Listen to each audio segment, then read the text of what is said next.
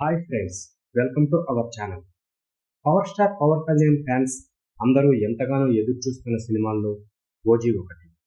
Young director Sujith దర్శకత్వం వహిస్తున్న ఈ సినిమాను డివివి ఎంటర్టైన్మెంట్స్ పై డివివి దానయ్య నిర్మిస్తున్నాడు.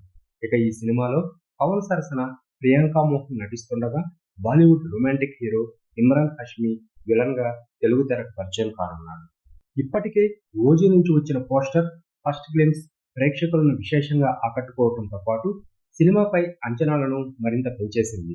ఇక ఎప్పుడెప్పుడా ఈ సినిమా రిలీజ్ అవుతుంది అని అభిమానులు 1000 కళ్ళతో ఎదురు చూస్తున్నారు. ఇప్పటికే హరిహర వీరమల్లు వాయిదాల మీద నడుస్తున్న విషయం తెలిసింది.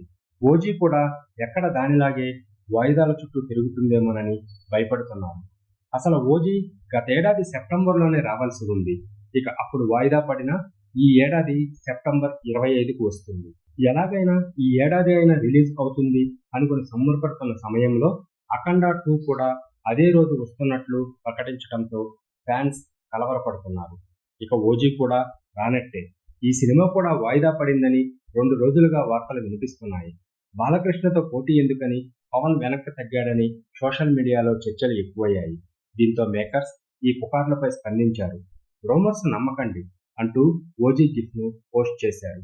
సెప్టెంబర్ 25నే ఓజీ వస్తుందని చెప్పుకొచ్చారు.